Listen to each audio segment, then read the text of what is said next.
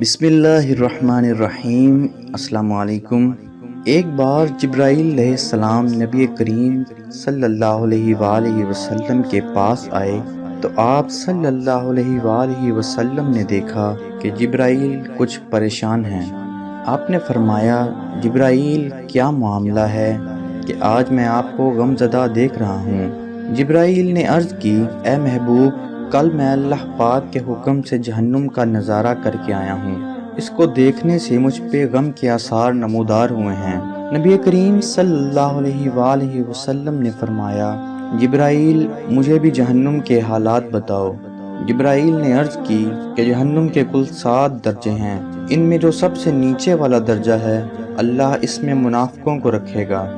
اس سے اوپر والے 6 درجے میں اللہ تعالیٰ مشرک لوگوں کو ڈالے گا۔ اس سے اوپر 5ویں درجے میں اللہ سورج اور چاند کی پرستش کرنے والوں کو ڈالیں گے۔ 4تھے درجے میں اللہ پاک آتش پرست لوگوں کو ڈالیں گے۔ 3رے درجے میں اللہ پاک یہود کو ڈالیں گے۔ 2 درجے میں اللہ تعالیٰ عیسائیوں کو ڈالیں گے۔ یہ کہہ کر جبرائیل علیہ السلام خاموش ہو گئے تو نبی کریم صلی اللہ علیہ وآلہ وسلم نے پوچھا، جبرائیل آپ خاموش کیوں ہو گئے؟ مجھے بتاؤ کہ پہلے درجے میں کون ہوگا؟ جبرائیل علیہ السلام نے عرض کیا، اے اللہ کے رسول، پہلے درجے میں اللہ پاک آپ کے امت کے گناہ گاروں کو ڈالیں گے۔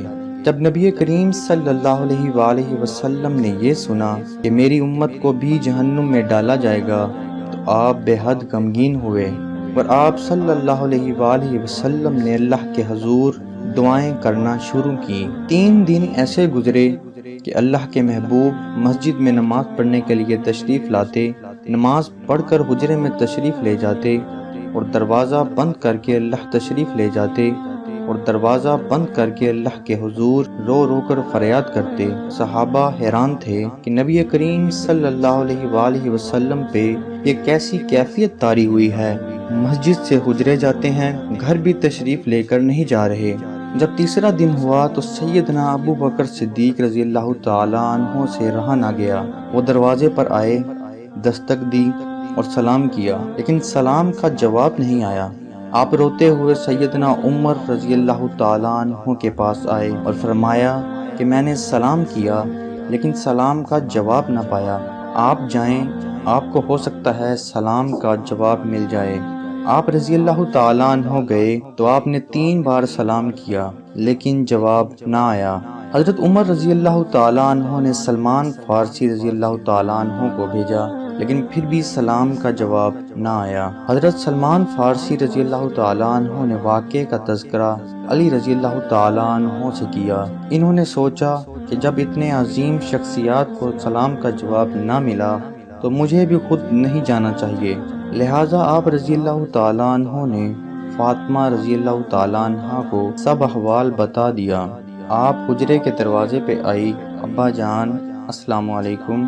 بیٹی کی آواز سن کر محبوب کائنات اٹھے، دروازہ کھولا اور سلام کا جواب دیا۔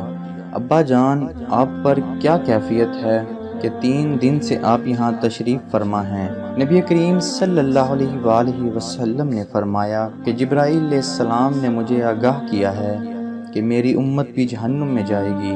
فاطمہ بیٹی، مجھے اپنی امت کے گناہ گاروں کا غم کھائے جا رہا ہے اور میں اپنے مالک سے دعائیں کر رہا ہوں کہ اللہ ان کو معاف کر اور جہنم سے بری کر۔ یہ کہہ کر آپ پھر سجدے میں چلے گئے اور شروع کیا، یا اللہ میری امت، یا اللہ میری امت کے گناہ گاروں پر رحم کر، ان کو جہنم سے آزاد کر۔ کہ اتنے میں حکم آ گیا، وَلَسَوْفَ يُعْطِيكَ رَبُّكَ فَتَرْضَىٰ، اے میرے محبوب غم نہ کر، میں تم کو اتنا عطا کروں گا کہ آپ راضی ہو جائیں گے۔ آپ خوشی سے کھل اٹھے اور فرمایا، لوگو، اللہ نے مجھ سے وعدہ کر لیا ہے کہ وہ روز قیامت مجھے میری امت کے معاملے میں خوب راضی کریں گے، اور میں نے اس وقت تک راضی نہیں ہونا جب تک میرا آخری امتی بھی جنت میں نہ چلا جائے۔ ہمارے نبی صلی اللہ علیہ وآلہ وسلم اتنے شفیق اور غم محسوس کرنے والے ہیں، اور بدلے میں ہم نے ان کو کیا دیا؟ آپ کا 1 سیکنڈ اس تحریر کو دوسرے لوگوں تک پہنچانے کا ذریعہ ہے۔ برائے مہربانی صدقہ جاریہ سمجھ کر اس ویڈیو کو